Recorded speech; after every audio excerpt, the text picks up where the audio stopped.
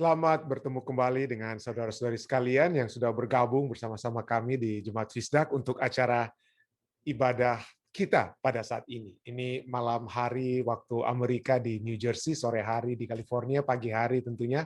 Bagi saudara-saudari sekalian yang sudah bergabung dari Indonesia, kita dapat memiliki satu saat bersama-sama dengan Tuhan. Mungkin setelah beberapa jam lalu kita mungkin sebagian besar atau beberapa di antara Anda telah cukup berdebar-debar menyaksikan pertandingan final Euro 2020 ya. Tapi pada saat ini kita tentunya dapat memiliki kesempatan untuk bersatu, bersekutu di dalam Tuhan dalam acara ibadah kita. Seperti biasa, kita akan mendengarkan satu lagu pujian dan sesudah itu ada doa buka yang akan dibawakan oleh Om Pendeta Rain Kesaulia. Silakan Dek untuk lagu bukanya.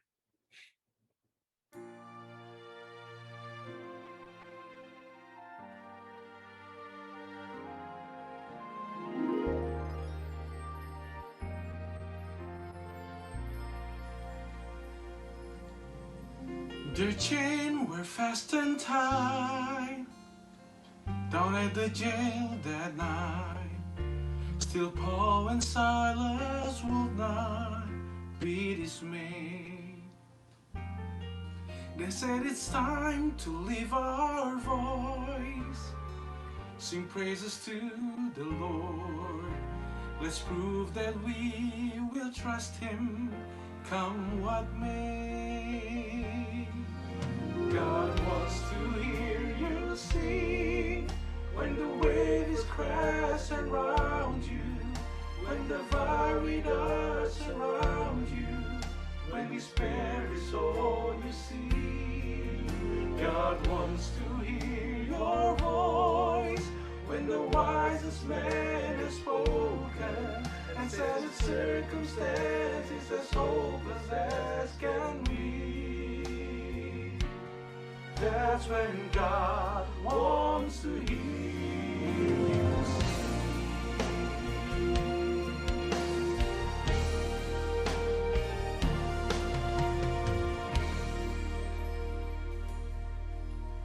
He loved to hear our praise on our cheerful days, when the pleasant time outweighed the bad by far. But when suffering comes along and we still sing Hymn song, that is when we bless the Father's heart. God wants to hear you sing when the waves crash around you, when the fiery darts surround you, when despair is all you see. God wants to hear your voice when the wisest man has spoken and says the circumstances as hopeless as can be.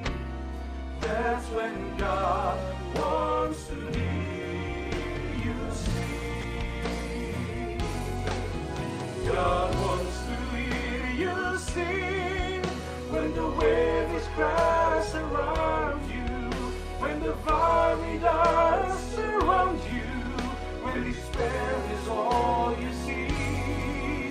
God wants to hear your voice when the wisest man has spoken and said that circumstances as hopeless as can be.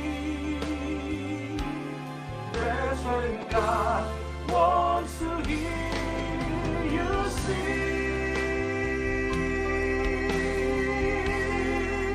God wants to hear you sing. God wants to hear you sing.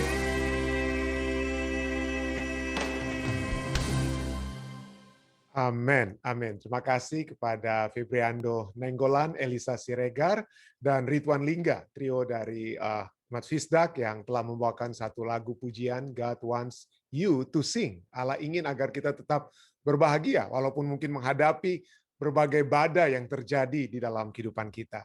Untuk memulaikan acara kita, saya ingin sekali lagi mengundang Om Rain untuk dapat membuka dalam doa. Silakan Om Pendeta Ray. Terima kasih, Pendeta. Bapa di surga, kami naikkan puji syukur, terima kasih kepadamu untuk berkat yang Tuhan curahkan bagi kami. Nafas hidup, kesehatan, bahkan kesempatan kami peroleh untuk belajar daripada firman Tuhan. Kami percaya Tuhan, di mana saudara-saudara kami berada yang mengikuti acara ini melalui Zooming dan juga media yang lain, Tuhan tolong berkati saudara-saudara kami yang ada di Eropa, di Indonesia, bahkan di Amerika. Karena kami yakin Tuhan inilah saatnya di mana kami harus semakin rajin di dalam mempelajari firman Tuhan dengan pengantaraan Roh Kudus akan menuntun kehidupan kami hidup sesuai dengan apa yang Alkitab katakan. Berkati Pendeta Stephen khusus dengan Roh Kudus-Mu. Berikan akal budi dan kebijaksanaan surgawi agar dia dapat membawakan pekabaran ini sesuai dengan kehendak Tuhan untuk kekuatan iman kami semua. Terima kasih Tuhan sudah dengar dan Tuhan sudah jawab doa kami. Terima kasih juga Tuhan sudah mengampuni kami dari semua dosa dan pelanggaran. Karena kami sudah persembahkan doa ini di dalam nama Yesus yang adalah Tuhan dan penebus kami. Amin. Amin. Terima kasih banyak. Terima kasih banyak Om Rain. Baik saudara sekalian, seperti biasa saya akan membagikan pelajaran sekolah sahabat kita. Dan pada saat ini kita akan mempelajari di minggu yang ketiga dari pembahasan kita dengan judul sepanjang minggu ini adalah akar-akar kegelisahan. Kenapa kita tidak mendapatkan istirahat, ketenangan, kedamaian yang sejati, yang walaupun kita memiliki seakan-akan segala-galanya, kita tidak dapat memiliki kedamaian, ketenangan, istirahat yang sejati tersebut. Kita walaupun mungkin memiliki banyak uang, tinggal di rumah yang besar, mewah, dan lain sebagainya, tapi seringkali kita tidak merasakan adanya kedamaian, ketenangan tersebut. Tetap saja gelisah. Tetap saja gelisah walaupun memiliki segala sesuatunya. Pendeta Muda Tulus Nainggolan telah memimpin kita di bagian pendahuluan dan sudah dibacakan ayat inti daripada pembahasan kita sepanjang minggu ini yang berjudul akar-akar kegelisahan terdapat dalam Yakobus 3 ayat 16. Sana dikatakan, sebab di mana ada iri hati dan mementingkan diri sendiri, di situ ada kekacauan dan segala macam perbuatan jahat. Dan pada saat ini, pada malam hari ini kita akan membahas tentang Yesus membawa pemisahan. Loh, bukannya Yesus membawa damai supaya tidak ada kegelisahan. Apa artinya di sini ya? Lalu besok mungkin kita akan lihat bagaimana keegoisan itu berhubungan dengan ayat inti kita. Yakobus 3 ayat 16. Begitu juga ambisi, kemunafikan, dan pada hari Kamis kita akan membahas bagaimana caranya mencabut kegelisahan tersebut. Tapi pada saat ini, hari Minggu, waktu Amerika ini, tanggal 11 Juli ini, kita akan membahas tentang akar-akar segala kegelisahan dan kita akan melihat bagaimana akar kegelisahan itu adalah pilihan apa yang telah kita ambil, pilihan apa yang telah kita buat di dalam kehidupan kita. Dan untuk membahas itu, judul pembahasan kita pada saat ini adalah Yesus membawa pemisahan. Yesus membawa pemisahan. Sangat sedikit orang menikmati konflik. Mungkin salah seorang adalah saya. Saya tidak suka sekali kalau masuk ke dalam satu kontroversi konflik. Tapi memang oleh sebab itulah seringkali menjadi masalah kalau kita menghindari konflik. Seringkali orang pikir, wah ini tidak ada tidak dapat mengambil posisi ini. Yang mana ini kira-kira posisi? Tapi itulah ya, sedikit saja orang yang berani masuk dalam konflik atau menikmati konflik. Kita selalu menginginkan keharmonisan dan kedamaian. Kita bahkan mengajarkan dalam seminar tentang perdamaian, kita bagaimana caranya supaya ada perdamaian, unity, baik itu resolusi konflik di gereja atau lembaga kita. Itu yang kita selalu ingin ajarkan. Kita tidak ingin hidup dalam satu konflik, entah di rumah tangga, entah di sekolah, di tempat bekerja, ataupun di gereja sekalipun. Tapi mari kita baca Matius 10 ayat 34 sampai 39. Apa yang Yesus maksud ketika dia berkata bahwa Yesus datang bukan untuk membawa damai, tetapi untuk membawa pedang. Apa artinya ini? Yesus bukan membawa damai. Mengingat bahwa Yesus dalam Yesaya 9 ayat 6 dikatakan dia adalah Raja Damai. Kalau Yesus adalah Raja Damai, kenapa di dalam Matius 10 ayat 34 sampai 39 dia katakan aku datang untuk apa? Bukan membawa damai, tapi untuk membawa pedang. Dan itu yang kita dapat lihat dari Matius 10 ayat 34 sampai 39. Jangan kamu menyangka bahwa aku datang untuk membawa damai di atas bumi. Aku datang bukan untuk membawa damai melainkan pedang. Sebab aku datang untuk memisahkan orang dari ayahnya, anak perempuan dipisahkan dari ibunya, menantu perempuan dari ibu mertuanya. Dan musuh orang ialah orang-orang seisi rumahnya. Jadi dengan kata lain Yesus katakan kita akan memiliki musuh dan musuh itu adalah seisi rumah kita. Ayat 37. Barang siapa mengasihi bapa atau ibunya lebih daripadaku, ia tidak layak. Nah, saya coba tekankan kata layak ya, worthy ya. Yang bernilai dengan kata lain worthy yang bernilai.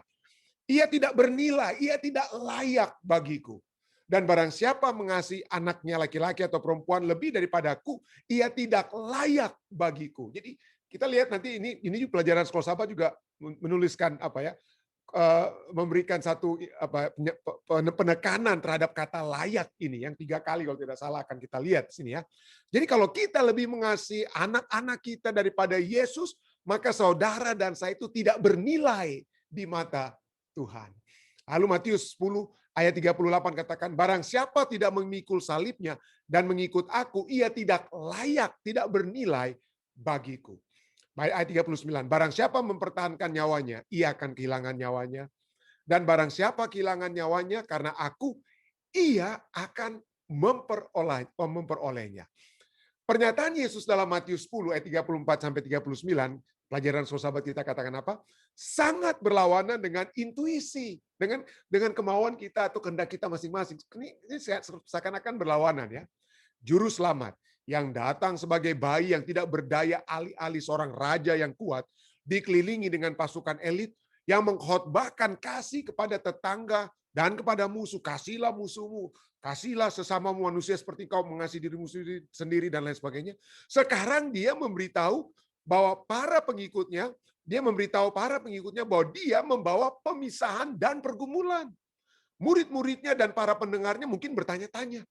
Sebagaimana kita juga bertanya, bagaimana ini bisa terjadi? Raja damai yang berkhotbah tentang mengasihi, tentang cari damai dengan sesama. Sekarang dikatakan dia bukan membawa damai. Nah, pelajaran sekolah sahabat kita coba untuk jelaskan. Matius 10 ayat 35 sampai 39 benar-benar berisi tentang kepatuhan, benar-benar itu really about kepatuhan dan kesetiaan. Dalam mengutip Mika 7 ayat 6, Yesus menantang para pendengarnya untuk membuat pilihan untuk kekekalan. Siapa yang kita mau utamakan? Ya, tentu saja seorang anak saya harus mengasihi dan menghormati kedua orang tua saya. Saya harus mengasihi dan menghormati mereka. Penghormatan itu adalah persyaratan hukum dari Allah yang diterima Musa di gunung. Hormatilah ayah dan ibumu dalam Tuhan ya. Itu adalah bagian dari mode operasi yang diisyaratkan Allah. Namun, akan tetapi, jika cinta itu lebih atau mengalahkan komitmen pendengar kepada Yesus, itu menjadi satu keputusan yang sulit yang harus kita ambil. Walaupun harus kita sulit, tapi kita harus ambil. Mana yang saudara mau pilih? Orang tua yang tidak dalam Tuhan atau Yesus ya, yang membawa kekekalan.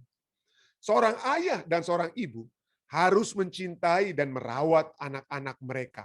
Namun, jika cinta kepada anak-anak itu melebihi komitmen orang tua kepada Yesus, itu membutuhkan keputusan yang sulit. Dan keputusan itu yang harus kita ambil, mana yang kita utamakan, anak-anak kita, atau orang tua kita, atau Yesus.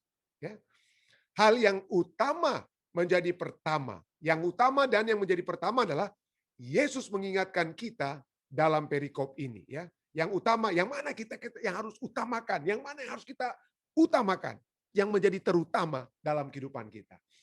Yesus menyatakan pilihan ini dengan merumuskan 3 kalimat yang masing-masing menggunakan istilah kata layak, worthy. Kelayakan tidak didasarkan pada standar moral yang tinggi atau bahkan pada saat kita mengalahkan dosa. Kelayakan didasarkan pada hubungan seseorang dengan Yesus. Kita layak, kita berharga, kita dimuliakan ketika kita memilih Yesus di atas segala-galanya, termasuk di atas ibu, ayah, atau anak-anak kita sendiri. Kita memilih penderitaan salib dan mengikuti Yesus. Saya tidak memiliki keinginan yang lebih tinggi daripada melihat pemuda kita dijiwai dengan semangat agama yang murni, yang akan menuntun mereka untuk memikul salib dan mengikuti Yesus. Pergilah murid-murid muda Kristus yang dikendalikan oleh prinsip, berpakaian jubah kemurnian dan kebenaran. Juru selamat Anda akan membimbing Anda ke posisi yang paling sesuai dengan bakat Anda, dan di mana Anda dapat menjadi yang paling berguna. Ini kutipan dari Testimony for the Church, volume 5, halaman 87. Jadi kepada orang-orang muda kita, kutipan pena inspirasi, Ellen White katakan apa? Saya ingin tidak memiliki keinginan yang lebih tinggi daripada anak-anak muda atau umat-umat Allah secara khusus, secara general ya.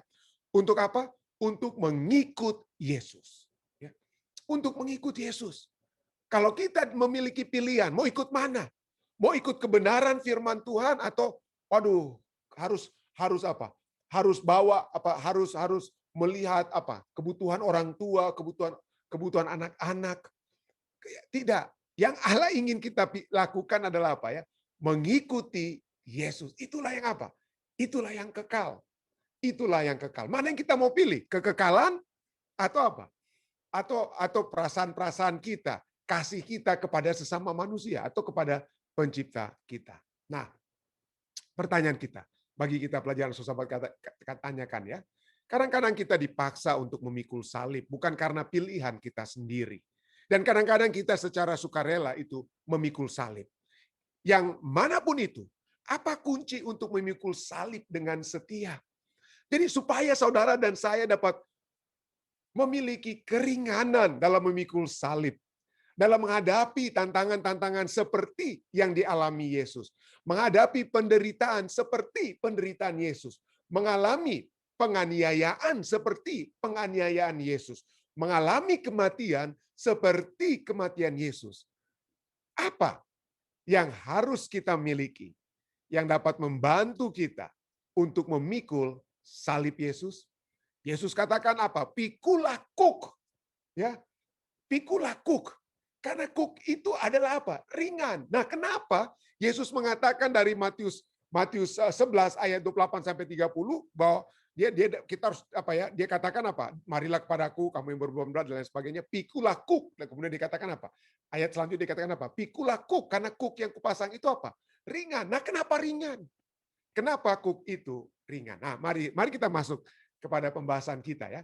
Tapi sebelumnya mari kita lihat bagaimana kata layak ini, layak mengikuti Yesus ini diulang-ulangi 3 kali. Dan kali yang kita bisa lihat dari misalnya Matius 10 ayat 38. Barang siapa tidak memikul salibnya dan mengikuti aku atau mengikut aku, ia tidak layak bagiku. And he who does not take his cross and follow after me is not worthy of me. Kata layak atau worthy itu adalah berhubungan dengan apa? Pertimbangan, ya. Ada timbang mana? Jadi kita harus timbang menimbang. Ya, harus ada dinilai, ada yang diukur-ukur, ya. Ya, ukur-ukur mana yang lebih berat dengan kata lain. Yang di mata Tuhan itu mana yang lebih berat bagi kita? Siapa yang mau kita utamakan? Melayani Yesus atau melayani keluarga? Wah, saya harus melayani orang tua saya. Oke. Kalau oleh sebab saya ingin melayani orang tua saya harus tidak bisa lagi melayani apa? Melayani Yesus. Saya harus berhenti melayani Yesus. Saya harus mengutamakan keluarga saya. Pertanyaannya, timbang menimbang ini harus apa ya?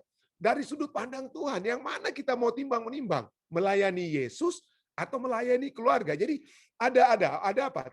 Ada timbangan yang sedang Tuhan apa? Tuhan sedang lihat. Kalau yang kita utamakan itu adalah keluarga, orang tua atau anak-anak daripada Allah, maka kita terus terang, kita tidak layak bagi Tuhan. Ini firman Tuhan yang katakan, kalau kita lebih berat kepada keluarga daripada kepada Yesus, kepada Allah, maka kita timbangannya jadi ringan. Ya, kita tidak memiliki apa? Tidak bahasa kamus besar bahasa Indonesia tentang kata layak, kita tidak menjadi wajar, kita tidak menjadi pantas, kita tidak menjadi patut atau mulia atau terhormat. Kita dimuliakan, dihormati pada saat yang kita utamakan di dalam kehidupan kita itu apa? Mengikuti Yesus. Ya, pada saat kita mengikuti. Kenapa? Kenapa saya katakan demikian? Karena pada saat saudara, jadi kita, pendeta, kalau saya mengikuti Yesus nanti keluarga saya hilang, orang tua saya itu akan hilang, anak-anak saya akan hilang dan lain sebagainya. Well, Anda sedang melihat, kita sedang melihat siapa? Kita sedang melihat diri kita. Kita tidak sedang melihat kesanggupan apa yang Allah miliki. Kesanggupan apa yang Allah miliki. Pada saat kita lebih berat kepada Dia.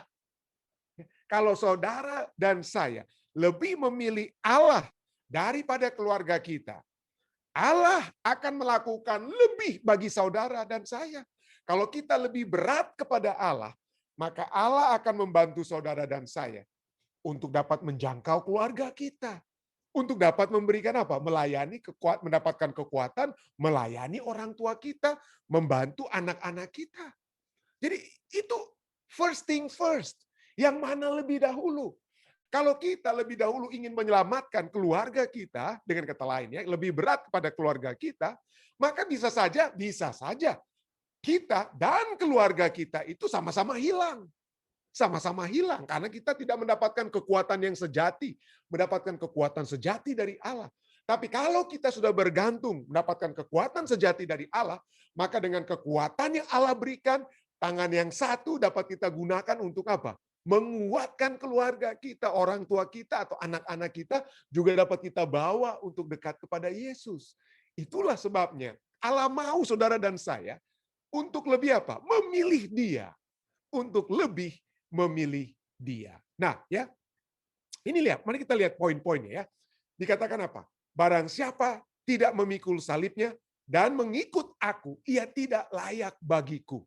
Seakan-akan ya, ada kata di sini ya yang saya tekankan. Setelah saya tekankan di bagian pertama tadi kata layak.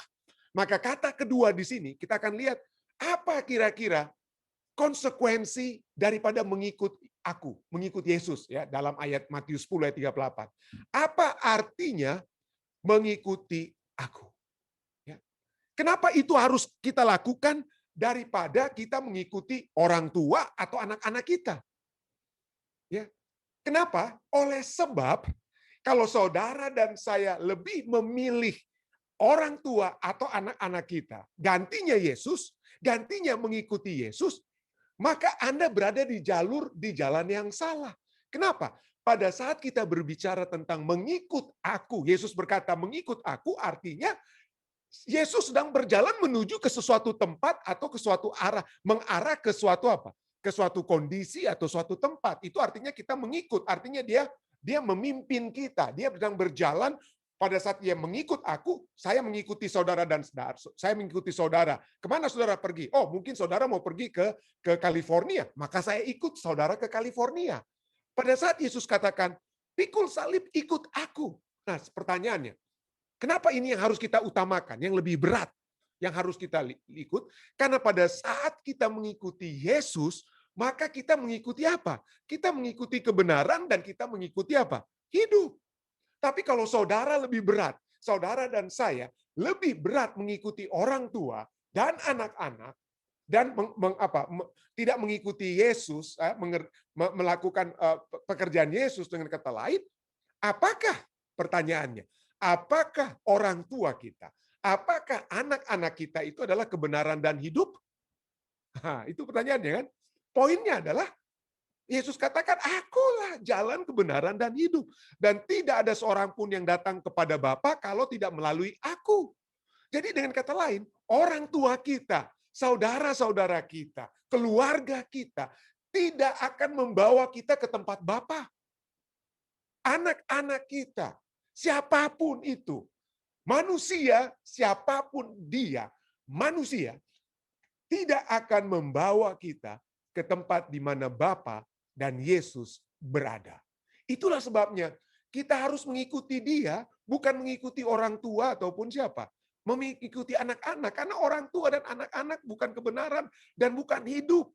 Dan tidak membawa kita ke tempat Bapa. Kalau kita berjalan bersama Yesus, disitulah kita akan menuju ke tempat Bapa. Dan Yesus katakan dalam Yohanes 14 ayat 2, di rumah Bapakku banyak tempat tinggal. Jika tidak demikian, tentu aku mengatakan kepadamu, sebab aku pergi ke situ untuk menyediakan tempat bagimu. Kalau saudara dan saya udah ulang-ulangi terus ini ya, mohon maaf, tapi terus terang saja. Kalau saudaranya memikirkan, aduh, bagaimana nanti? Ya, saya lebih berat daripada memilih mengikuti Yesus, saya lebih berat mengikuti orang-orang sekampung atau orang-orang di orang-orang keyakinan yang sama dengan saya daripada mengikuti Yesus. Aduh, keluarga saya nanti bagaimana, pendeta ya? Nanti bagaimana dengan keluarga saya, orang tua saya, mertua saya, anak-anak saya? Bagaimana kalau saya mengikuti Yesus? Ya, pertanyaannya, Anda mau kemana? Yang Anda ikuti itu akan membawa Anda itu kemana? Ya. Kemana mereka akan pergi? Kalau Yesus jelas-jelas dia membawa kita kepada kebenaran dan kehidupan. Dia akan membawa kita ke tempat di mana Bapa berada dan tempat yang sudah disediakan bagi kita yang mengikuti Yesus. Ya. Yang mengikuti Yesus. Nah, tentu saja ada yang katakan, pendeta lebih enak memilih orang tua. Kenapa? Orang tua sudah ada rumah warisan yang sudah disiapkan bagi saya. Anak-anak saya pekerjaannya sudah bagus. Dia akan menghidupi saya waktu saya tua. Kalau kita lihat, Anda berbicara tentang rumah warisan, Anda berbicara tentang masa tua Anda, ya, tentang kehidupan Anda. Pertanyaannya, sampai kapan warisan itu akan menjadi bagian Anda? Sampai kapan uang dari anak-anak itu akan menjaga kita di masa tua? Sampai kapan?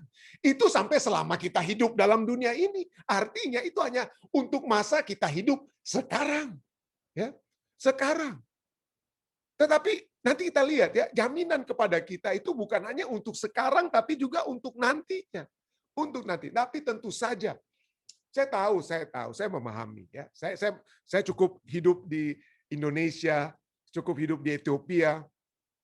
Saya bertemu dengan banyak umat-umat, ya, orang-orang yang sudah siap menerima Yesus, tetapi kemudian apa yang terjadi, begitu ada tantangan dari keluarga, dari orang sekampung, dari siapa saja, aduh mereka bilang, aduh kita sudah bertahun-tahun, saya sudah bertahun-tahun hidup dengan anggota keluarga ini, dengan orang-orang di kampung ini, mau ikut kebenaran Yesus sepenuhnya, waduh berat sekali, hilang pekerjaan, diusir dari keluarga, bahkan diusir di Ethiopia itu bahkan bisa diusir dari kampung dan lain sebagainya. Berhenti dari pekerjaan, berat sekali. Dan memang Tuhan tahu bahwa mengikuti Yesus itu seakan-akan apa? Berat. Makanya Yesus itu tidak sembunyi-sembunyi. Yesus tidak tulis, ikut aku ya. Lalu Yesus tulis-tulis di fine print-nya. Walaupun kamu akan dikucilkan oleh keluargamu. Yesus tidak diam-diam. Yesus terang-terangan. Yesus terang-terangan, ikut aku. Ya. Walaupun apa? Engkau akan terpisah dengan ayahmu, terpisah dengan ibumu, dengan ibu mertuamu, dengan orang seisi rumahmu. Jadi Yesus katakan engkau akan terpisah dengan seluruh anggota keluargamu. Tapi kita harus memilih Yesus di atas seluruh apa? Anggota keluarga kita. Kita bahkan akan menderita. Oh, banyak sekali orang-orang di Ethiopia ya, yang saya ketahui dianiaya mereka. Dianiaya, dipukul. Dipukul pada saat mereka apa? Mau dibaptis, saudara-saudara ya. Demikian juga saya percaya di Indonesia itu ya. Lukas 14 ayat 27 sudah katakan, barang siapa tidak mengikul salibnya dan mengikuti aku, ia tidak dapat menjadi apa? Muridku. Dan Yesus katakan dalam Yohanes 15 ayat 20, aku dianiaya, Yesus katakan. Aku dianiaya, kamu juga akan dianiaya. Jadi betul, kita akan apa? Kita akan menderita bahkan aniaya. Bahkan ada yang dibakar, mati orang-orang oleh sebab kebenaran, dan lain sebagainya. Betul, itu seakan-akan berat. Ya. Harus memiliki penyangkalan diri. Ada yang dipecat dari tempat bekerja. Tidak memiliki pekerjaan, diusir, dan lain sebagainya. Sudah dinyatakan, Yesus terang-terangan, kalau engkau mengikuti aku, ini dapat menjadi bahagianmu. Lukas 14 ayat 33. Demikian pula lah tiap-tiap orang di antara kamu yang tidak melepaskan dirinya dari segala miliknya. Ya. Tidak dapat menjadi apa? Menjadi muridku. Jadi bukan berarti di sini adalah apa ya? Bukan berarti Anda dilarang untuk jadi orang kaya. Tetapi poinnya adalah apa? Kalau ada pilihan, mau jadi kaya atau mau jadi murid Yesus, harus pilih jadi murid apa? Murid Yesus. Tapi kalau Anda bisa menjadi murid Yesus yang kaya, banyak murid Yesus atau pengikut-pengikut Yesus yang kaya, yang membantu Yesus, Yesus tidak katakan, jangan bantu saya, kalian orang kaya ini saya nggak mau dibantu-bantu dengan kalian orang kaya. Tidak. Kalau poin utama bukan kita harus menjadi orang kaya atau orang miskin. Poin utama adalah maukah kita menjadi pengikut Yesus. Dan kalau menjadi pengikut Yesus itu, ya ada saingannya, yaitu saya tidak mau melepaskan kekayaan saya lebih memilih kekayaan saya daripada Yesus, maka Anda tidak dapat menjadi murid Yesus. Tetapi kalau Anda tetap memilih Yesus dan apa? Tetap kaya dan menggunakan kekayaan itu untuk kemuliaan nama Tuhan, ya, untuk menyokong pekerjaan Tuhan dan lain sebagainya, itu tidak ada larangan Alkitab.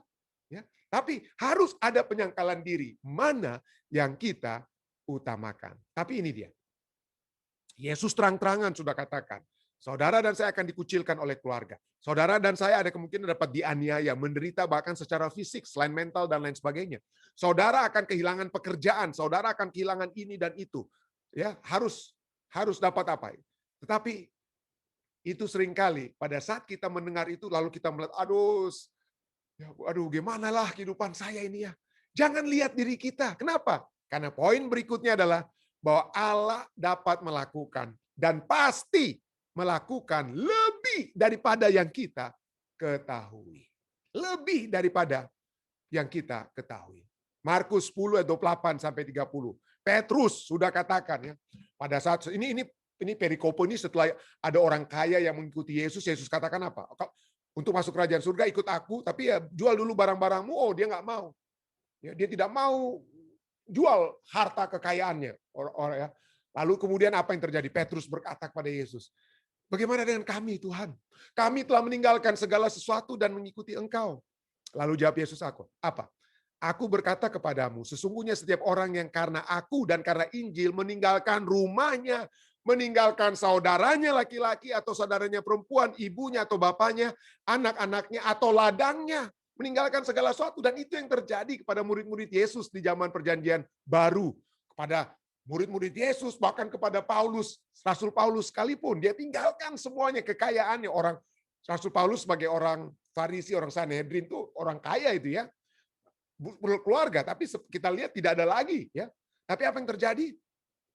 Walaupun saudara dan saya tinggalkan semuanya, Allah dapat melakukan lebih daripada yang kita ketahui. Ayat 30 katakan apa? Orang itu yang meninggalkan keluarganya, yang meninggalkan ladangnya, pekerjaan dan lain sebagainya. Orang itu ayat 30. Orang itu sekarang, bukan nanti saja saudara, bukan nanti dalam kerajaan surga, bukan.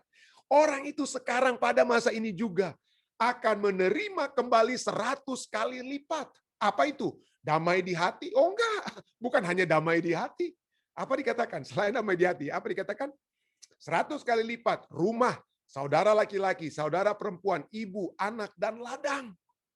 Jadi dengan kata lain, mungkin kok aneh loh, kita akan kehilangan keluarga, saudara laki-laki, saudara perempuan, ibu, anak, dan ladang itu hilang loh. Kenapa sekarang kita dapat lagi 100 kali lipat? Kenapa? Kenapa? Karena kita akan mendapatkan saudara dan saudari yang kita kasih di dalam Tuhan. Saudara-saudara seiman akan bertambah banyak yang mengasihi kita. Dan itu dialami oleh murid-murid Yesus. Ya. Pada saat mereka mengabarkan Injil dan mereka bersekutu, orang Kristen mula-mula.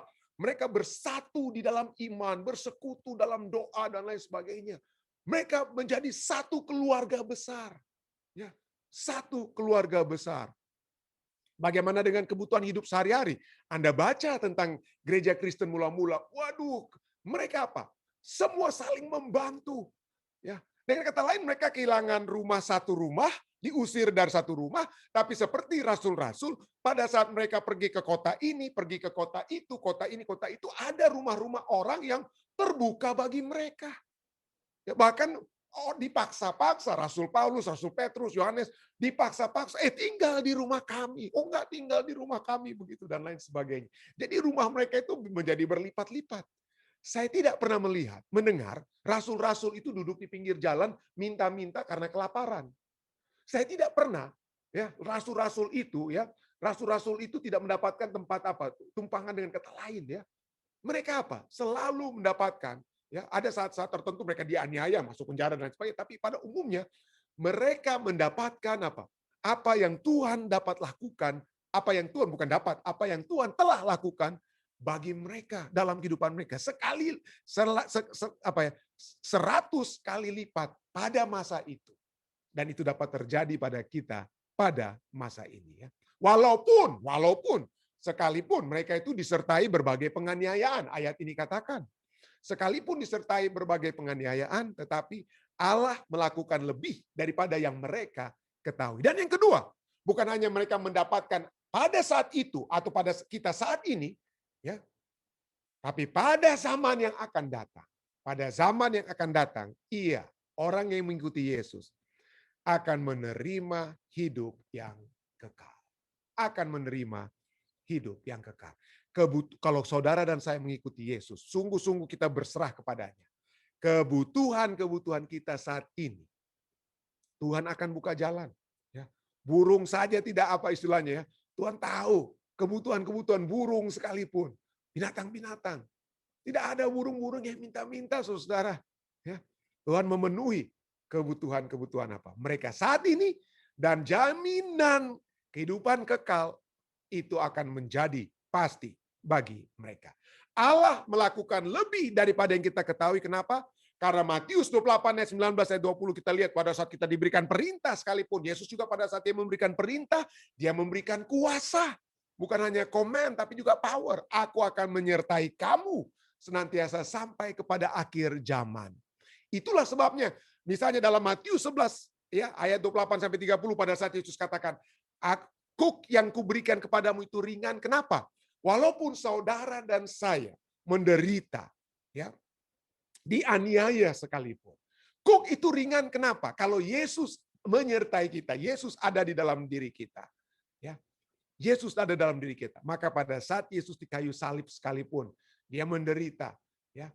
Tapi dia dapat berkata apa? Bapa, ampunilah mereka karena mereka tidak tahu apa yang mereka perbuat. Dia tetap memiliki apa? Damai. Dia tetap memiliki apa? Damai. Dan pada saat saudara dan saya damai, memiliki kedamaian, ketenangan, ya, penyertaan Tuhan, memiliki Yesus dalam hati, aniaya apapun yang kita alami, maka seperti Stefanus, dia tidak merasakan sakit waktu dia dilempari batu. Tapi pada saat Yesus ada dalam hatinya, dia melihat surga terbuka, melihat Yesus berdiri di samping Bapa. Itulah penyertaan Yesus, hati damai di tengah penganiayaan. Itulah sebabnya Yesus dapat katakan, "Kuk, beban itu ringan." Kenapa? Ada sukacita surga, ada damai surga dalam hati kita. Dan bukan itu saja. Bukan apa yang ada dalam hati kita, tapi apa yang Roh Kudus dapat lakukan di dalam kita. Yohanes 14 ayat 16 sampai 17, Yesus sudah katakan, "Aku akan minta kepada Bapa, dan Ia akan memberikan kepadamu seorang penolong yang lain, Roh Kudus, supaya Ia menyertai kamu selama-lamanya, yaitu Roh kebenaran. Dunia tidak dapat menerima Dia, sebab dunia tidak melihat Dia dan tidak mengenal Dia. Tetapi kamu mengenal Dia, sebab Ia menyertai kamu dan akan diam di dalam kamu." Yesus diam di dalam kita saat ini melalui Roh Kudus. Dan pada saat Yesus diam kepada kita, walaupun kita menderita, apapun penderitaan itu, name it, sakitkah kita, apapun itu apa, dikucilkan oleh anggota keluarga kita, diusir, hilang pekerjaan kita dan lain sebagainya. Maka kita dapat berkata seperti Rasul Paulus dalam 2 Korintus 6 ayat 4 sampai 10, walaupun dia dikucilkan dari keluarganya, kemungkinan besar dia harus berpisah dengan istrinya. Dia Rasul Paulus sebagai orang Farisi atau anggota Sanhedrin, dia seharusnya memiliki istri sebagai salah satu syarat, ya, tapi kita tidak melihat ada istrinya kan. Kemungkinan besar dia itu apa? Diceraikan, dengan kata lain ya. Dan disinilah dikucilkan dan lain sebagainya, tapi inilah yang Rasul Paulus katakan dalam 2 Korintus 6 ayat 4 dan 10. Sebaliknya, dalam segala hal kami menunjukkan bahwa kami adalah pelayan Allah, yaitu dalam menahan dengan penuh kesabaran dalam penderitaan, kesesakan dan kesukaran. Walaupun ada kesesakan, ada kesukaran, ada penderitaan. Ayat 10 katakan apa? Sebagai orang kami berduka cita, namun senantiasa bersuka cita. Sebagai orang miskin, namun memperkaya banyak orang. Sebagai orang yang tak bermilik, sekalipun kami memiliki segala sesuatunya. Mereka memiliki kasih umat-umat Tuhan yang dilimpahkan kepada mereka. Dan mereka memiliki kasih surga yang menaungi hati dan kehidupan mereka. Itulah sebabnya Rasul Paulus dapat berkata apa? Kami memiliki sukacita di tengah duka cita. Kiranya sukacita di tengah duka cita ini, di tengah masalah ini, akan menjadi bagian kita saat kita memilih Yesus daripada memilih hal-hal yang dunia miliki. Tapi kita memiliki Yesus agar kita dapat memperoleh sukacita di tengah duka cita. Saya bawa ini dalam nama Yesus. Amin. Baik, saudara-saudara sekalian, jika ada lagi tambahan-tambahan ataupun pertanyaan yang akan ditanyakan, silakan. Ada Om Pendeta Rain, ya, di sini ayah saya juga ada di sini. Silakan. Ada kira-kira tambahan mungkin dari Papi, Mami, Om Rain, silakan. It's good, thank you. Okay, thank you, Pi. Om Rain bagaimana? Ya, silakan Om Rain. Pendeta, terima kasih banyak sudah jelas. Dan ada beberapa hal yang juga mungkin kita tahu bahwa orang yang menerima kebenaran itu dengan aniaya yang besar, kelihatannya dia lebih kuat daripada yang dari kecil sudah dalam kebenaran. Artinya ini yang tidak semua orang begitu. Ada satu dua. Tapi Mas, bayangkan di desa ada satu orang baptis. Habis baptis dia dari rumah mau ke gereja, dia olok sepanjang jalan itu. Wow. Dia olok sepanjang jalan. Dia tukang pukul memang di desa. Dia sudah bilang ketua jemaat, saya mau pukul. Saya bilang, jangan, itu kamu punya salib itu. Jadi mereka yang masuk, ya, yang menerima Yesus, bukan dari kecil dia fan, tapi hanya luar biasa. Jadi ini mungkin saya bisa ambil itu salib, ya, mereka salib. Terima kasih. Amin. Terima kasih atas kesaksiannya Om Ray. Terima kasih. Ada lagi saudara lainnya? Jika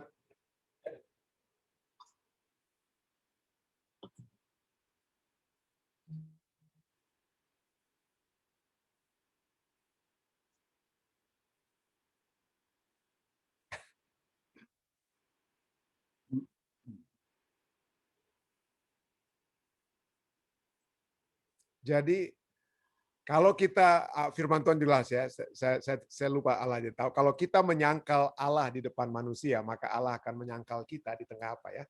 Di tengah alam semesta dengan kata lain. Jadi kenapa? Artinya betul ada kalanya kita pikir, aduh itu situasinya. Bagaimana kalau kita saat ini menyangkal dulu sekali atau sedikit kita menyangkal Tuhan? Artinya kalau kita sudah seperti apa ya? Seperti dam apa ya, untuk menahan air ya, untuk menahan air seperti di Belanda ada dam ya, seperti dam. Kalau kita pikir, aduh, nggak apa-apa lah kita kasih lubang sedikit saja ya, supaya ada air yang keluar sedikit. Tapi kira-kira dari lubang yang kecil itu apa yang kira-kira dapat terjadi berikutnya kalau sudah terbiasa kita berikan apa? Situasi-situasi ya, situasi-situasi tertentu yang kita coba untuk apa ya? Kita coba untuk toleransi. Jadi masalahnya adalah bahwa Tuhan tidak menginginkan kita untuk memikirkan tentang situasi. Karena pada saat kita memikirkan tentang situasi, maka kita sedang mencoba untuk mencari jalan keluar dari sudut pandang kita sendiri. Kita pikir, aduh ini kayaknya jalan inilah yang terbaik. Tapi apakah itu jalan terbaik Tuhan? Ya. Daripada kita memikirkan tentang situasi yang kita pikirkan yang terbaik yang dapat kita lakukan, maka kita sedang melihat diri kita, gantinya melihat apa yang dapat Tuhan lakukan bagi kita dalam situasi yang tersebut. Jadi saya percaya kita dapat selalu ya dalam situasi apapun, tentu saja situasi itu seringkali kompleks ya. Saya mengajar tentang situational ethics, etika situasi. Bagaimana dalam situasi begini, bagaimana caranya berkompromi dan lain sebagainya. Tapi inti-inti daripada semua pembahasan etika situasi ya, yang tindakan-tindakan terbaik yang harus kita ambil. Intinya yang saya dapat katakan adalah what will Jesus do? WWJD. What will Jesus do? Dalam situasi seperti ini, kira-kira apa yang Yesus ingin lakukan? Kalau Yesus ada dalam situasi Anda saat ini, what will Jesus do?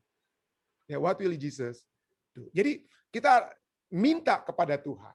Ya, gantinya memikirkan jalan yang kita pikirkan adalah yang terbaik. Kita minta kepada Tuhan. Kenapa? Karena Tuhan kita itu adalah Alfa dan Omega. Dia tahu dari mula, dari A sampai yang akhir. Alfa itu alfabet itu Greka dimulaikan dengan A dan diakhiri dengan O, Omega. Dia tahu dari awal hingga akhir. Kita cuma tahu awalnya, awal masalah. Kita belum tahu akhir daripada situasi kita atau akhir dari masalah kita. Tapi Tuhan kita mengetahui Alfa dan Omega, awal dan akhir. Kenapa kita tidak serahkan kepada Dia untuk apa? Mengatur. Jadi dalam situasi apapun ya, yang sedang kita alami, yang harus mengambil keputusan-keputusan, bertanyalah, what would Jesus do? Ya, itu tentunya pergumulan kita. Tapi sekali lagi, bagaimana caranya kita melakukan itu adalah dari hari ke hari dalam satu hubungan kita. Semakin kita dekat, semakin kita kuat dalam Tuhan, semakin percaya iman itu tentunya bertumbuh. Tapi semakin kita tidak memiliki waktu bersama dengan Tuhan, maka seringkali kita hanya bergantung. Iman kita bukan kepada Yesus, tapi iman kepada diri kita sendiri. Jadi ini semua adalah perjalanan iman. Semakin kita bergantung kepada Tuhan, semakin kuat kita dalam mengambil keputusan yang terbaik, dan itu hanya dapat dicapai pada saat kita memiliki hubungan yang lebih dekat dengan Tuhan dari hari ke hari. Inilah yang dapat saya tambahkan. Ya, terima kasih Saudara Didi. Terima kasih Saudara Dede juga untuk ya, silakan. Ya, silakan.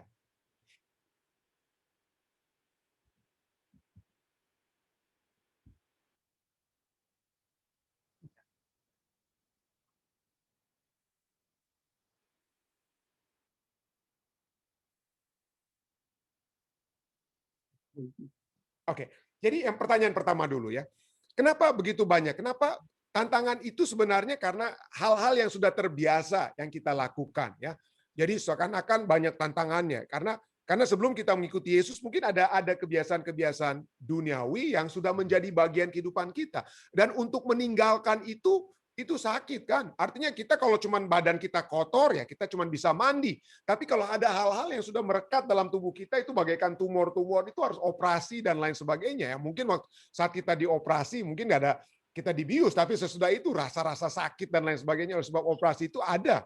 Jadi dengan kata lain, itu semua oleh sebab ada hal-hal yang harus kita hilangkan. Itu yang pertama. Ada hal-hal yang harus kita hilangkan dari dalam diri kita sendiri. Lalu berikutnya ada hal-hal yang sudah biasa kita lakukan bersama dengan orang lain yang harus kita hilangkan. Tadinya kita bisa gunakan weekend, hari Sabat itu kita bisa gunakan jalan-jalan dengan apa istilahnya gunakan untuk pesta ini atau hal-hal ya duniawi lainnya, tapi sekarang kita tidak bisa lagi lakukan hal tersebut. Dan sekarang sahabat-sahabat kita mungkin menyepelekan kita, mentertawakan kita, menjauhkan kita dan lain sebagainya. Dan disinilah kita lihat bagaimana ini adalah satu hal yang menjadi pilihan yang harus kita ambil. Tapi pelajaran sekolah sahabat kita katakan apa? Pilihan yang berat. Pilihan yang berat. Mau pilih Yesus atau apa? Tapi itulah, Tuhan dapat melakukan yang lebih daripada yang kita pikirkan. Saudara dan saya mungkin kehilangan pekerjaan sebelumnya. Saudara dan saya mungkin kehilangan sahabat-sahabat kita sebelumnya. Tetapi belum tentu Tuhan akan membiarkan kita tanpa sahabat. Tuhan akan membiarkan kita tanpa pekerjaan. Ada sahabat-sahabat baru yang akan menjadi bagian kita. Ada mungkin pekerjaan baru ataupun berkat baru yang Tuhan sudah siapkan bagi kita. Dan itulah intinya, apakah kita mau berserah, ya, mau memilih Tuhan dan mengikuti jalannya. Dan memang berat seperti Yesus sendiri katakan, atau seperti bacaan kita harus ada aniaya dan lain sebagainya. Tapi inilah, karena dikatakan apa? Karena pada saat kita mengikuti Yesus, ya pelajaran kita, apalagi kalau Anda membaca dari ayat yang tadi, saya tidak taruh ya, tapi Anda dapat baca dalam Yohanes 15 ayat 20, dunia membenci Yesus. Dan kalau saudara dan saya mengikuti Yesus, kita akan dibenci dunia. Dan orang yang membenci kita akan berusaha, orang yang membenci kita akan berusaha dengan sekuat tenaga untuk menyakiti kita. Ya, orang yang dunia itu termasuk mungkin orang-orang dunia, tapi juga termasuk pemilik dunia saat ini atau roh-roh dunia saat ini, yaitu siapa? Yaitu setan dan pengikut-pengikutnya. Jadi memang akan banyak. Tapi sekali lagi, jangan kita melihat tantangan itu dengan apa yang dapat kita lakukan untuk melawan tantangan tersebut. Tetapi melihat apa yang Allah dapat lakukan dalam menghadapi tantangan tersebut. Kalau Yesus sudah katakan, aku menyertai engkau, aku akan memberikan kekuatan kepadamu, aku akan buat ini, aku akan minta, tuntut itu kepada Tuhan. Tuhan, saya kehilangan pekerjaan karena hari Sabat. Tuhan, saya kehilangan teman-teman karena saya percaya kepadamu. Tuntut dari Tuhan untuk apa? Untuk memberikan kekuatan, penyertaannya yang dia sudah janjikan. Percayalah, kalau dia sudah janji, dia akan penuhi. Tuhan kita itu nggak cuma main lempar begitu saja lalu tinggalkan kita. Tidak. Itu yang dapat saya katakan. Tentu saja, mengikuti Yesus itu akan menjadi berat oleh sebab dunia akan membenci kita seperti dunia membenci Yesus. Pertanyaan yang kedua, apakah meninggalkan pekerjaan Tuhan di ladang Tuhan dengan kata lain? Ya.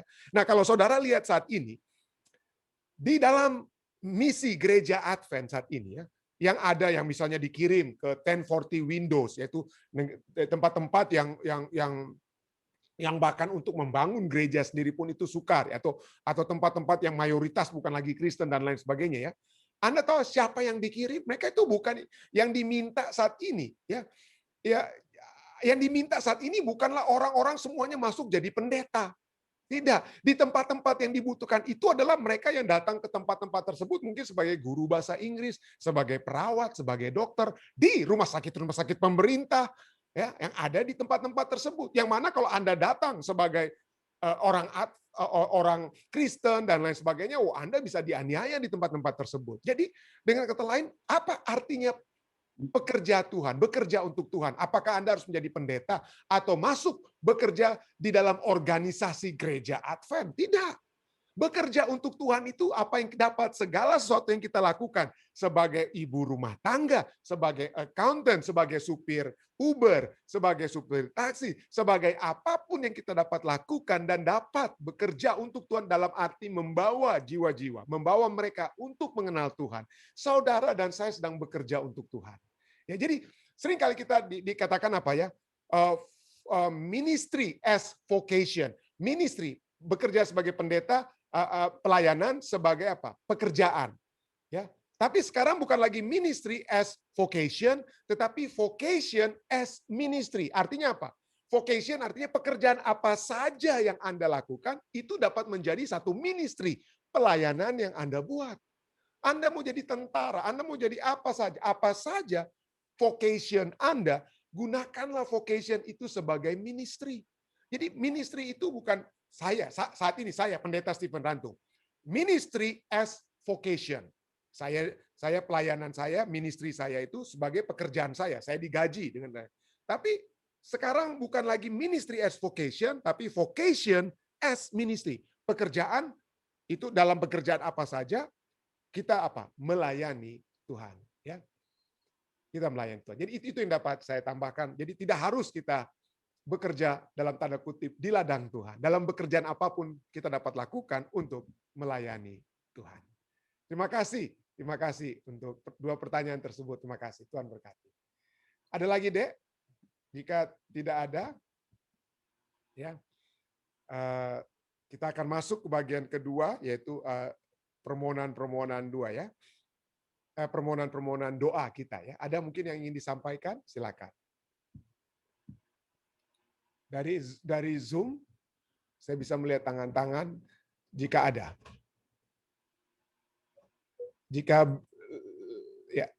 belum ada dari Zoom, mungkin dari live stream, Dek.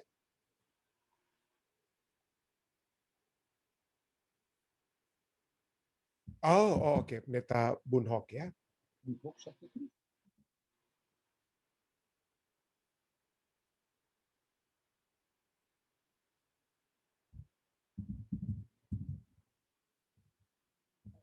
Oke. Ada lagi yang lainnya? Kira-kira? Jika ya, silakan jika ada. Jika tidak ada, ya mari kita tentunya dapat bersatu di di dalam doa ya, sehubungan dengan permohonan-permohonan doa yang sudah biasa juga disampaikan ya. Kita bersyukur ada tim doa dari Fisdak, ada tim doa dari Fisdak yang selalu juga dapat membawakan permohonan-permohonan doa kita semua. Mari kita bersatu dalam doa. Bapa yang menukasi dalam takhta kerajaan surga, terima kasih. Pada malam hari ini kami dapat mempelajari tentang sumber-sumber kegelisahan, akar-akar kegelisahan, dan salah satu akar kegelisahan adalah pada saat kami seringkali gagal untuk menjadi pengikut-Mu yang setia, atau lebih memilih ya apa yang ada dalam dunia atau apa yang ditawarkan oleh dunia, gantinya memilih Engkau sebagai juru selamat kami. Tuhan, pada saat ini kami datang, Tuhan. Kami bermohon kiranya kami selalu memperoleh kekuatan yang Engkau sudah janjikan pada saat kami memilih Engkau. Kekuatan dari penyertaan-Mu, kekuatan dari Roh Kudus yang akan selalu menjadi bahagian kami pada saat kami berjalan bersama-sama dengan Engkau. Dalam segala sesuatu yang kami lakukan, Tuhan. Dalam segala sesuatu yang kami lakukan, dalam pekerjaan apapun yang kami lakukan, biarlah dalam melakukan pekerjaan tersebut, kami tetap terus menjadi pengikut-pengikut-Mu, yang memenuhi kehendak-Mu, seperti menjadikan semua orang yang dapat kami jumpai sebagai murid-murid. Kami juga berdoa, Tuhan, kiranya dalam menghadapi tantangan-tantangan kehidupan, serangan-serangan yang dunia lakukan pada saat kami menjadi pengikut-Mu, Engkau membantu kami. Engkau membantu sehingga kami hanya dapat memperoleh kekuatan dalam menghadapi tantangan-tantangan kehidupan tersebut. Pada saat ini Tuhan, hamba-Mu datang untuk membawa keluarga-keluarga Tuhan dengan permohonan-permohonan mereka. Hamba-Mu ingin berdoa bersama-sama dengan Evi dan Angel Marero Tumanung, Tuhan. Kami berdoa, Tuhan, kehidupan mereka sehari-hari, pekerjaan yang mereka lakukan. Tuhan, biarlah Engkau memberkati mereka. Kebutuhan-kebutuhan mereka, Tuhan, biarlah Engkau memenuhi kebutuhan tersebut. Dan Engkau tidak akan membiarkan mereka dalam kehidupan mereka sehari-hari, tapi Tuhan akan memberikan selalu kekuatan, berkat, dan khususnya kedekatan satu hubungan dengan Engkau di dalam kehidupan mereka, Tuhan. Hamba-Mu juga berdoa bagi keluarga mereka yang ada di Indonesia dan juga yang ada di Cuba. Kami juga ingin berdoa bersama-sama dengan Evi dan Angel yang selalu mendoakan Ibu Mika Risakota agar dalam masalah kanker yang dia alami, Tuhan, saat ini, kiranya Tuhan akan selalu memberikan kekuatan kepada Ibu Mika, dan hasil kedekatan dengan Tuhan sajalah yang akan memberikan damai yang sejati, sukacita yang penuh bagi Ibu Mika. Kami juga berdoa pada saat ini bagi mereka semua yang bergumul dengan penyakit-penyakit kanker mereka. Khususnya kami ingin berdoa bagi Ibu Lily Rumagit Price, Tuhan, yang sedang bergumul dengan penyakit kansernya. Kami berdoa, Tuhan, Tuhan memberikan kepadanya kekuatan, damai surga. Dan jika Tuhan berkehendak, tentunya tidak ada hal-hal yang mustahil yang dapat terjadi dalam kehidupannya. Jika Tuhan berkehendak dan berkemurahan, tentunya dia dapat memiliki satu kesempatan yang terus-menerus dapat dia gunakan untuk memuji dan memuliakan nama-Mu, Tuhan. Hamba-Mu juga berdoa bagi umat Tuhan lainnya di Jemaat Fisdak, yaitu Ibu Saudari Cici Welong. Ya, kami berdoa kiranya Tuhan akan menyertai Ibu Cici Welong dalam pekerjaannya, dalam kehidupannya, Tuhan. Tuhan akan selalu memberkati dia, selalu membawa kepadanya satu kedekatan dengan Engkau, dengan firman yang akan selalu menjadi penuntun di dalam kehidupannya. Biarlah dia selalu memilih Yesus. Biarlah dia selalu memilih Yesus, karena Yesuslah adalah hidup dan kebenaran. Tuhan juga memberkati putranya Jonathan yang ada di Indonesia dalam rencana untuk pendidikan selanjutnya. Tuhan akan menyertai sehingga dengan sukacita penyertaan surga, maka bukan hanya saudari Ibu Cici Welong saja yang bersukacita, tapi kami semua dapat bersukacita bersama-sama dengan mereka. Pada saat ini juga hamba-Mu berdoa, ingin berdoa bagi keluarga-keluarga yang selalu ingin kami doakan, keluarga-keluarga mereka. Bersama-sama dengan Bapak Jaminten, Ibu Ellen, kami ingin berdoa bagi adik daripada Bapak Jaminten, yaitu Bapak Alden Sihotang. Kiranya penyertaan surga akan selalu menjadi bagian mereka.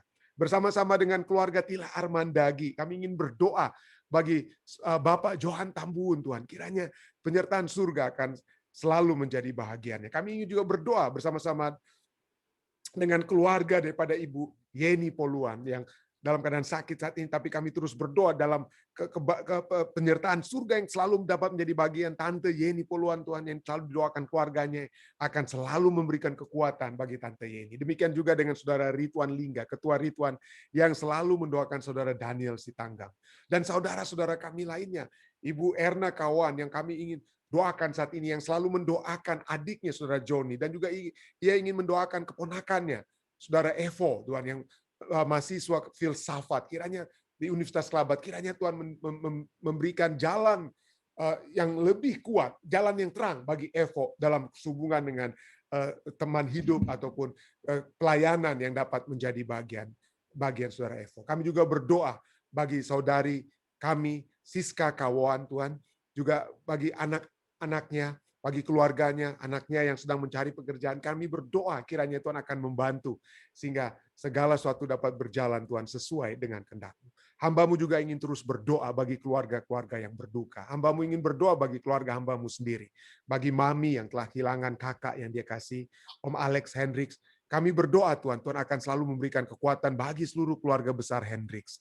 Bagi Tante Omi, bagi Novi dan keluarganya, Adin dan Alvin, penyertaan surga juga menjadi bagian mereka.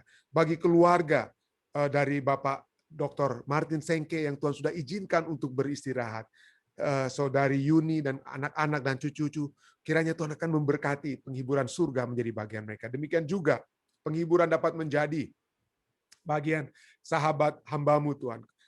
Saudari Foni Kong yang kehilangan suaminya, Saudara Denny Megaliong. Kiranya Tuhan memberkati Foni, anak-anaknya, Tuhan. Mereka tetap memperoleh kekuatan surga dalam kehidupannya. Hamba-Mu juga ingin berdoa.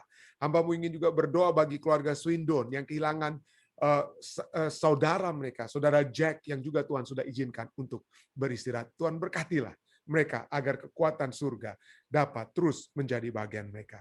Hamba-Mu juga terus berdoa, ingin berdoa, Tuhan, bagi keluarga-keluarga yang sudah selalu berbakti bersama-sama dengan kami, bagi Ibu Ice Erna yang selalu mendoakan anaknya Ronald, bagi Om Rain, Tante Evelyn, juga anak-anak dan cucu-cucu yang ada di mana saja. Kami ingin juga berdoa bagi Eti, kami ingin berdoa bagi Vivian dan Marcos yang bersama-sama dengan Eti, bagi keluarga besar Sumanti. Kami ingin berdoa bersama-sama dengan keluarga besar Soputan, ya, yang ada di Indonesia, yang selalu didoakan oleh Ketua Angli dan Saudari Lucy, bersama-sama dengan Om Yan dan Tante Sin, yang mendoakan anak-anak dan cucu-cucu mereka. Berdoa, Tuhan, kami berdoa kiranya penyertaan damai, berkat yang kami sudah alami juga menyertai anak-anak kami semua di mana saja. Kami berdoa khususnya bagi anak-anak muda di Jemaat Fisdak, Tuhan. Biarlah mereka tetap mengenal Engkau. Biarlah mereka tetap dekat dengan Engkau. Biarlah Roh Kudus tidak akan meninggalkan anak-anak muda kami ini, Tuhan. Selalu mengetuk pintu hati mereka sehingga mereka selalu mengenal Engkau, dekat dengan Engkau, mengambil keputusan-keputusan yang sesuai dengan kehendak-Mu. Hamba-Mu juga ingin berdoa bagi Bapak Siregar dan Ibu Siregar, bagi Bapak dan Ibu Nainggolan, keluarga Nainggolan Huta Barat, dan kami semua. Bagi Elisa Siregar khusus, dan juga bagi Saudara Aaron yang dalam multimedia ministry Jemaat Fisdak, sertailah mereka. Bagi pendeta muda Tulus dan Iin dalam pelayanan mereka. Terima kasih, Tuhan. Terima kasih. Kami percaya Engkau sudah mendengar. Engkau sudah menjawab doa-doa kami. Karena segala permohonan dan doa-doa ini, Tuhan, telah kami bawa hanyalah di dalam nama Yesus Kristus, yang adalah Tuhan dan Juru Selamat penebus kami. Amin. Amin. Sekali lagi terima kasih banyak saudara sekalian atas kehadiran saudara sekalian kebersamaan kita di acara ibadah kita. Saya mengundang kita untuk kembali bersama-sama. Firman Tuhan itu begitu indah, ya. Firman Tuhan itu akan selalu menguatkan kita. Itu telah menguatkan saya, dan saya percaya akan menguatkan saudara-saudari sekalian. Kita bertemu kembali, dan jika ini telah menjadi berkat bagi kita semua, mari kita bagikan. Ya, kita share kepada saudara kita, sahabat-sahabat kita, sehingga mereka juga dapat memperoleh kekuatan seperti yang kita semua telah miliki. Terima kasih. Tuhan memberkati saudara-saudari sekalian. Stay safe, stay healthy. Tuhan menyertai kita.